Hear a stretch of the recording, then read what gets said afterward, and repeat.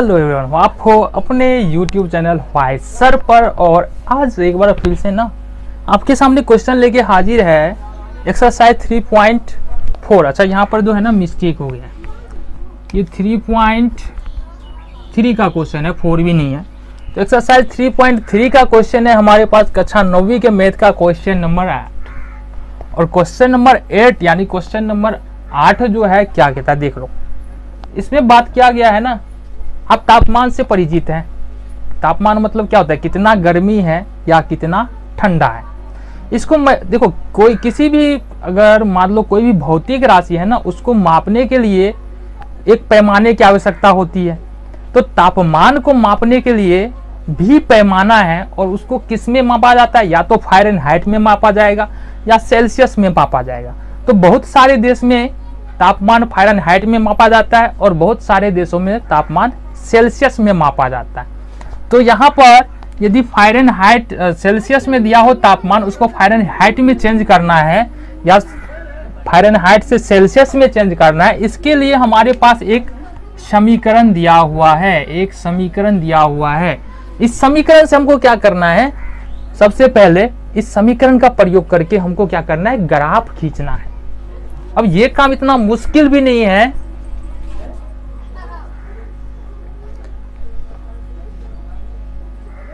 तो सेल्सियस को हमको रखना है एक्स अक्ष पर और फ़ारेनहाइट को रखना है वाई अक्ष पर। सेल्सियस को एक्स अक्ष पर रखना है और फ़ारेनहाइट को वाई अक्ष पर रख करके हमको ग्राफ खींचना है। कैसे खींचेंगे देख लो। तो यहां पर ये हमारा एक्स अक्ष है, इस पर क्या होगा, इस पर जो होगा ना वो सेल्सियस होगा। सेल्सियस अभी यहां पर देख लो गौर से। तो यहां पर यदि इसका ग्राफ खींचने के लिए जाएंगे ना, तो इसका फ़ारेनहाइट और सेल्सियस का जो वैल्यू होगा ना वो हाई निकलेगा, यानी ज्यादा ही निकलेगा। अभी के केस में बात करेंगे ज्यादा ही निकलेगा, इसलिए इसका जो पैमाना लेते हैं ना, पैमाना ले लेते हैं हम 10 का, यानी कि एक मात्रक बराबर हम ले लेते हैं 10 इकाई। एक मात्रक बराबर 10 इकाई ले लेते हैं। अब इसका मतलब क्या है, एक मात्रक बराबर 10 इकाई, मतलब यदि यहाँ पर लिखते हैं 1 तो ये होगा 10, ये हो जाएगा 20, ये होगा 30, ये होगा 40, ये होगा 50 और ये होगा 60। इसी तरह से इधर आएंगे 10, 20, 30, 40, 50, ऊपर जाओ 10, 20, यहाँ से 30, 40, 50, 60, 70, इधर से नीचे आएंगे 10, 20, 30, 40, 50, 60। अब ये देखो, ये वाला वैल्यू जो होता है ना वो माइनस में होता है नीचे, और लेफ्ट साइड वाला वैल्यू माइनस में होता है। अब ये हमारा वाई एक्सिस है, ये डाल दो वाई डैश। तो हमको सेल्सियस को कहाँ रखना है, इस वाले अक्ष पर, और फ़ारेनहाइट को कहाँ रखना है, वाई वाले अक्ष पर। ठीक है। तो अब यहाँ से एक सिंपल सा प्रयोग करते हैं, देख लो क्या करना है। जब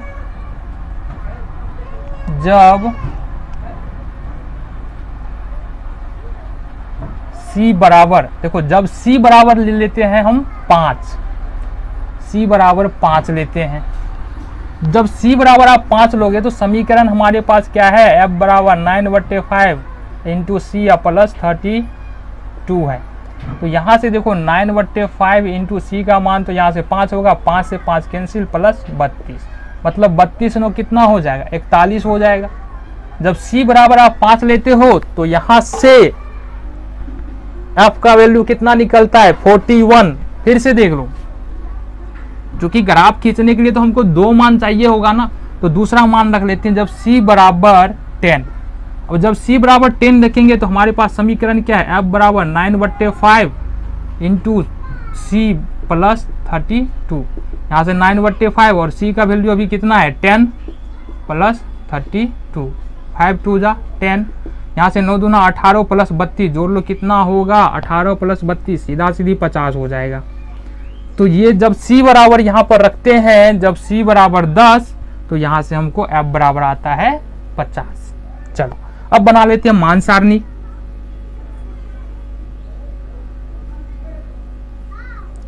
सिंपल सा मान सारणी है, ये x का वैल्यू, ये y का वैल्यू और ये x y का वैल्यू। ठीक है। देखो जब C बराबर रखे थे 5 तो f बराबर आया था 41, ये 5 और 41।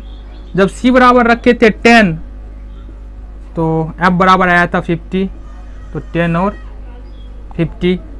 ठीक है, अब इसको ग्राफ पर देख लेते हैं। देखो यहाँ पर कोई भी वैल्यू माइनस नहीं है, यानी कि ग्राफ जो है हमारा यहाँ प्लस वाले साइड में इस तरफ ही होगा, क्योंकि इस वाले साइड में यानी कि फर्स्ट कोऑर्डिनेट में जो भी वैल्यू होता है वो प्लस में ही होता है, एक्स का और वाई का। सबसे पहले देख लेते हैं एक्स बराबर कितना है 5, तो एक्स बराबर देखो एक्स बराबर 5 का मतलब कहाँ होगा, ये 10 0 और 10 के बीच में, बिल्कुल बीच में क्या होगा 5 होगा यहाँ पर, तो ये 5 है। वाई का मान कितना है 41, तो y का मान 41 होने का क्या मतलब है, 40 के ठीक हल्का ऊपर यहाँ पर क्या होगा 41 होगा। तो यहाँ से देख लो हमारा पॉइंट कहाँ पर आ रहा है, इसके ठीक ऊपर जाएंगे ऊपर जाएंगे ऊपर जाएंगे 41 पर जाएंगे। तो ये पॉइंट जो है ना, ये पॉइंट जो है हमारा क्या हुआ, ये 5 और 41 को दर्शा रहा है। ठीक है, दूसरे पॉइंट की बात करते हैं, x बराबर 10 और y बराबर 50। तो x बराबर देखो 10, x बराबर 10 ये है, और y बराबर 50, y बराबर 50 कहाँ पर जाओगे, अब यहाँ पर जाओगे, x यहाँ पर, तो ये पॉइंट हो जाएगा हमारा 10 और 50।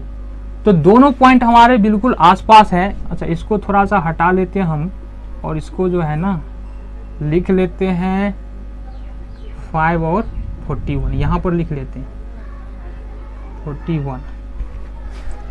तो 2 पॉइंट हमको मिल चुका है। अब 2 पॉइंट मिलने के बाद क्या करेंगे, इसको मिला देंगे, तो मिला लो, तो ये हमारा क्या बन गया, ये बन गया हमारा ग्राफ। ठीक है, तो ये सेल्सियस और फ़ारेनहाइट से रिलेटेड हमारा ग्राफ बन गया। तो पहला क्वेश्चन तो यहाँ पर, अब 8 में तो देखो 5-7 क्वेश्चन है, क्वेश्चन नंबर 8 में जो 5-7 भाग है, इसके 5-7 क्वेश्चन इसके अंदर में है। तो ये पहला क्वेश्चन हमारा सॉल्व हो चुका है। तो क्वेश्चन नंबर 8 का दूसरा क्वेश्चन है हमारे पास। देखो ये समीकरण तो हमारे पास यही रहने वाला है, ये तो बदलने वाला नहीं। इसी की सहायता से जो बाकी क्वेश्चंस है इसको हम सॉल्व करेंगे। ये बात अपने दिमाग में डाल लो, बेहतर रहेगा। तो यदि तापमान 30 डिग्री सेल्सियस है तो फ़ारेनहाइट में तापमान क्या होगा। हमको कुछ करना ही नहीं है यहाँ पर। देखो इस समीकरण को लिखो यहाँ पर, F बराबर 9/5 और इंटू में C और प्लस में 32, प्लस में 32। अब क्या है कि तापमान यहाँ पर क्या है 30 डिग्री सेल्सियस है ना, तो यहाँ पर सेल्सियस है, वहां पर आप सेल्सियस रख दो। 30 डिग्री है तो 30 डिग्री रख दो, प्लस में 32 कर लो। यहाँ से 5 6 जा 30, और यहाँ से 9 को 6 बार गुना करेंगे ना, तो यहाँ से 54 आता है, प्लस यहाँ से 32 आता है। अब इस दोनों को यदि ऐड करेंगे ना, तो 4 2 6 और 5 3 8, तो ये हमारा कितना हो गया 86 डिग्री फ़ारेनहाइट हो गया। देखो क्वेश्चन नंबर अगला है, यदि तापमान 95 फ़ारेनहाइट है और 95 फ़ारेनहाइट है तो सेल्सियस में क्या होगा। सिंपली है, इस वाले उठा करके अपन इधर लाते हैं कि अब बराबर ले आते कहाँ 9/5 सेल्सियस प्लस 32, इस वाले को उठा करके यहाँ पर ले आए। अब देखो फ़ारेनहाइट में 95 है ना, तो फ़ारेनहाइट में 95 है, तो इसको उठा करके फ़ारेनहाइट की जगह पर रख दो, बराबर 9/5C प्लस 32। सिंपल है। अब देखो यहाँ पर ये क्या है, ये वाला टर्म जो है ना, इसमें क्या है एक चर पद है, तो चर पद वाले को यहीं रहने देते हैं, अचर पद वाले को उठा के इस दूसरी तरफ ले आते हैं। तो ये 32 को इधर ले आएंगे, तो 95 माइनस 32 बराबर 9/5C हो जाएगा। अब इसको घटा लो, 5 में से 2 अगर घटाएंगे तो कितना होगा 3, और 9 में से 3 घटाएंगे तो कितना होगा 6, बराबर 9/5C। ठीक है, अब देखो इधर आ जाते हैं, तो यहाँ पर देखो 63 बराबर 9/5C आया ना। अब ये देखो क्रॉस मल्टीप्लीकेशन होगा, देखो 63 के नीचे 1 होगा ना, तो 9 को यदि 1 से गुना करेंगे तो क्या हो जाएगा, देखो ये C के नीचे भी तो 1 ही होगा। तो इस तरह से हम देख सकते हैं, ये देखो 9C, इसको कोना कोनी गुना करो तो ये क्या हो जाएगा 9C, और इसको गुना करो तो 9C बराबर होगा 63 और गुने 63 गुने 5। अब C बराबर देखो ये दोनों गुना के चिन्ह है, जो 9 और C के बीच में क्या चीज का चिन्ह है, गुना का चिन्ह है। दूसरी तरफ जाएगा वो भाग में आ जाएगा, यानी कि बट्टे में आ जाएगा। तो यहाँ देखो 63 × 5 और यहाँ नीचे में ये बट्टे में आ गया। अब यहाँ से कट दो, जाने वाले को तो कोई रोक नहीं सकता है। तो ये 63 जाने वाला था, 9 से 1 जा 63, मतलब सेल्सियस में जो तापमान हमको निकल के आ रहा है वो 35 डिग्री सेल्सियस है। यही तुम्हारा फाइनल आंसर है। चेक करो जल्दी। पास है क्वेश्चन नंबर 8 का क्वेश्चन नंबर 4, यदि तापमान 0 डिग्री सेल्सियस है तो फ़ारेनहाइट में तापमान क्या होगा। और दूसरा पार्ट है, यदि तापमान 0 डिग्री फ़ारेनहाइट हो तो सेल्सियस में तापमान क्या होगा। तो देखो अपने पास जो इक्वेशन है ना, प्रश्न में जो दिया हुआ है सेल्सियस और फ़ारेनहाइट के बीच संबंध, ये कौन सा है। प्रश्न में दिया गया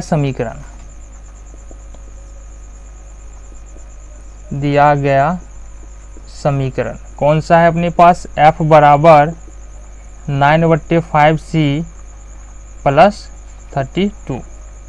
तो ये वाला इक्वेशन हमको दिया। अच्छा ये इक्वेशन है क्या, ये इस इक्वेशन के सहायता से हम फ़ारेनहाइट में यदि तापमान दिया हो तो सेल्सियस में निकाल सकते हैं, और सेल्सियस में तापमान दिया हो तो इसको फ़ारेनहाइट में हम चेंज कर सकते हैं। तो हमको अभी तापमान कितना दिया है, यहाँ बोल रहा है यदि तापमान 0 डिग्री सेल्सियस है तो फ़ारेनहाइट में क्या होगा। तो सिंपली है, यदि अब लिखेंगे यदि तापमान 0 डिग्री सेल्सियस हो तो देख लो यहाँ पर ये फॉर्मूला है हमारे पास 9/5 इंटू C प्लस 32। अब क्या है कि सेल्सियस में तापमान 0 डिग्री सेल्सियस है तो यहाँ पर फ़ारेनहाइट में क्या हो जाएगा, देख लो F 9/5 और सेल्सियस में तापमान 0 है तो 0 डाल दो प्लस 32। तो F बराबर यहाँ से निकल के आ जाएगा। देखो ये अब 9/5 इंटू 0 तो ये पूरे का पूरा टर्म क्या हो जाएगा, 0 हो जाएगा। तो F बराबर हमको यहाँ से निकल आएगा 32। ठीक है, तो यहाँ से निकल के आ रहा है फ़ारेनहाइट में 32 डिग्री फ़ारेनहाइट। ठीक है, यानी कि अगर तापमान 0 डिग्री सेल्सियस है तो यहाँ पर फ़ारेनहाइट में कितना निकलेगा, 32 डिग्री फ़ारेनहाइट। दूसरा पार्ट देख लो क्वेश्चन का। दूसरा पार्ट है यदि तापमान 0 डिग्री फ़ारेनहाइट तो फिर देखो यही है हमारे पास जो फॉर्मूला है कौन सा है, F बराबर 9/5 इंटू C प्लस 32। अब अपने पास यहाँ पर तापमान इस वाले क्वेश्चन की बात करें, क्वेश्चन के पहले पार्ट की बात करें तो यहाँ पर तापमान 0 डिग्री सेल्सियस था तो फ़ारेनहाइट में 32 निकला। अब दूसरे वाले क्वेश्चन की बात करेंगे तो यहाँ पर तापमान 0 डिग्री फ़ारेनहाइट, तो लिखो ना 0 डिग्री फ़ारेनहाइट यहाँ पर लिखो। तो 0 डिग्री फ़ारेनहाइट लिख दिए यहाँ से, और एज यूजुअल सेम लिख देंगे इसी तरह से 9/5C प्लस 32। अच्छा यहाँ से देख लो ये क्या है, ये चर वाला है क्योंकि इसमें एक चर है ना, ये चर वाला पार्ट है, ये अचर वाला पार्ट है। तो किसी एक को दूसरे तरफ ले जाना है तो इसको ले जाते हैं दूसरे तरफ, अचर वाले को 32 को दूसरे तरफ ले जाते हैं। तो ये हो जाता है 9/5C बराबर 32। ठीक है, अब 32 दूसरे तरफ जाएगा तो क्या हो जाएगा, माइनस में 32 हो जाएगा। अब यहाँ से हमको क्या करना है, क्रॉस मल्टीप्लीकेशन कर लो। देखो अगर 32 है तो -32 को -32/1 कर सकते हैं। अब इससे क्या होगा कि हम क्रॉस मल्टीप्लीकेशन जब करेंगे ना सुविधा होगा। ठीक है, तो अब ये 9/5C लिखने का मतलब है ना, C किसके साथ है, यहाँ से 9 के साथ है, 9C इसको पढ़ेंगे, यानी कि ये अंश में है हर में नहीं है। तो यहाँ से गुना करोगे तो क्या हो जाएगा, यहाँ से देखो क्या दर्शा रहा है, ये 9C, क्योंकि यदि 9C को 1 से गुना करेंगे तो 9C, और -32 को यहाँ से 5 से गुना करना है। अब देखो C बराबर क्या होगा, -32 इंटू 5/9 हो जाएगा। क्यों, क्योंकि यहाँ देखो ये 9C जो है ना, इस दोनों के बीच मल्टीप्लीकेशन का साइन है, और मल्टीप्लीकेशन का साइन हो और दूसरी तरफ एक चर या एक अचर को ले जाए तो वो चर या अचर दूसरी तरफ जाके डिवीजन में आ जाता है, यानी कि भाग में आ जाता है, बट्टे में आ जाते हैं। तो बट्टा में आ गया। अब देख लो यहाँ से गुना कर लो, 5 दूना 10 का 0, 1 5 15 1 16, तो -160/9। अब जब इसको डिवाइड करोगे तो ये आने वाला है हमको -17.8 समथिंग, ये आएगा। तो यानी कि हम बोल सकते हैं कि यदि फ़ारेनहाइट में अगर रहे तापमान 0 डिग्री फ़ारेनहाइट तो सेल्सियस में कितना आएगा, 17.8 डिग्री सेल्सियस हमको तापमान यहाँ पर आने वाला है। नंबर 5 है हमारे पास लास्ट क्वेश्चन। क्या ऐसा कोई भी तापमान है जो फ़ारेनहाइट और डिग्री सेल्सियस दोनों के लिए संख्यात्मकता समान हो? और देखो इस क्वेश्चन का मतलब क्या है कि दोनों के लिए संख्यात्मकता समान हो, मतलब इस इक्वेशन में यदि हम उस वैल्यू को रखें, यानी कि अगर फ़ारेनहाइट के जगह पर रखें तो सेल्सियस में जितना वैल्यू निकलेगा, है ना, सेल्सियस में जो वैल्यू निकलेगा वही निकलेगा हमको यदि हम सेल्सियस के रूप में रखें फ़ारेनहाइट को। ये ऐसे समझ में नहीं आएगा, हम करके देख लेते हैं, फिर यहाँ से हम आपको समझा देते हैं। देख लो, कोई मान लेते हैं, माना कि x कोई ऐसा तापमान है जिसके लिए डिग्री सेल्सियस बराबर degree Fahrenheit equal to X. ठीक है, तो x कोई संख्यात्मक मान है जिसके लिए क्या हो रहा है, डिग्री सेल्सियस बराबर है डिग्री फ़ारेनहाइट के। अब देखो हमारे पास जो समीकरण है F बराबर 9/5 C प्लस 32, ये वाला समीकरण है। अब देखो यहाँ पर फ़ारेनहाइट और डिग्री का मान कितना है, सेम है, सेल्सियस डिग्री और फ़ारेनहाइट का मान कितना है x डिग्री। तो यहाँ से x पुट कर लेंगे, यहाँ पर रख लेंगे। फ़ारेनहाइट के जगह पर क्या आ जाएगा, x बराबर 9/5 और सेल्सियस के जगह पर क्या आ जाएगा, x प्लस 32। अब यहाँ से देख लो, ये तो है हमारा चर है और ये अचर है, तो चर वाले को हम क्या करते हैं, एक तरफ कर लेते हैं। ये चर है तो इसको अब इस तरफ लेके आएंगे। ये प्लस में है, दूसरी तरफ जाने के बाद माइनस में हो जाएगा, x माइनस 9/5 x बराबर में 32। ठीक है, अब यहाँ से देख लो एलसीएम हो गया 5।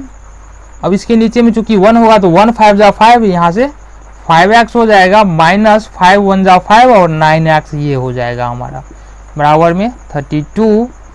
अब देख लो, अगर माइनस में 9x है और प्लस में 5x है, तो यहाँ से यदि हम क्या करेंगे, माइनस 9x में से 5x निकालेंगे तो कितना बच जाएगा, माइनस में 4x। अब बराबर यहाँ से मल्टीप्लाई कर लो 32 इंटू 5। अब यहाँ से देखो x बराबर क्या कर सकते हैं, अब देखो माइनस 4x है ना, तो 4 माइनस 4 और x के बीच में क्या चिन्ह होगा, मल्टीप्लाई का होगा। जब मल्टीप्लाई का चिन्ह है तो इक्वल टू के दूसरे तरफ जाएगा तो क्या होगा, ये डिवीजन में चला जाएगा, यानी कि बट्टे में चला जाएगा। तो यहाँ से ये -4 हो गया। अब काटो यहाँ से, 4 8 जा 32 और 8 5 जा -40। तो यहाँ से -40 वह वैल्यू निकल के आ रहा है कि इस इक्वेशन, अब देखो चेक कर लेते हैं। अब इसका मतलब क्या था ये समझ लेते हैं। देखो ये अपने पास इक्वेशन है F बराबर 9/5 इंटू C प्लस 32। अब इसका मतलब ये था कि -40 अगर मान लो एक बार अगर F के जगह पर -40 रखे तो हमको सेल्सियस कितना निकल के आएगा, -40 ही निकल के आएगा। देख लो रख करके, F के जगह पर हम रखते हैं यहाँ से -40 बराबर 9/5 C प्लस 32। अब यहाँ से देख लो -40 है, ये इस अचर वाले को दूसरी तरफ ले जाएंगे तो ये भी माइनस में 32 बराबर 9/5 और C। अब ये दोनों क्या होगा, दोनों माइनस में है तो दोनों ऐड हो जाएगा, ये हो जाएगा -72 और बराबर में 9/5 C। यहाँ से -72 और ये क्रॉस मल्टीप्लिकेशन हो गया, यहाँ से 5 हो जाएगा और बच जाएगा हमारा 9C। तो मतलब हमारा C बराबर होगा -72 इंटू 5 बट्टे में 9। और देखो यहाँ से 9 8 जा 72, तो यहाँ से क्या निकल के आ रहा है, सेल्सियस में क्या वैल्यू हमारा निकल के आ रहा है, -40। यही हमको प्रश्न में बोल रहा था कि क्या x ये डिग्री फ़ारेनहाइट और डिग्री सेल्सियस का ऐसा वैल्यू है जो संख्यात्मक रूप में दोनों बराबर है। तो अगर -40 डिग्री सेल्सियस पर जाएंगे तो वह उसका अगर फ़ारेनहाइट में पूछे -40 डिग्री सेल्सियस, तो ये फ़ारेनहाइट में भी -40 डिग्री सेल्सियस ही होगा।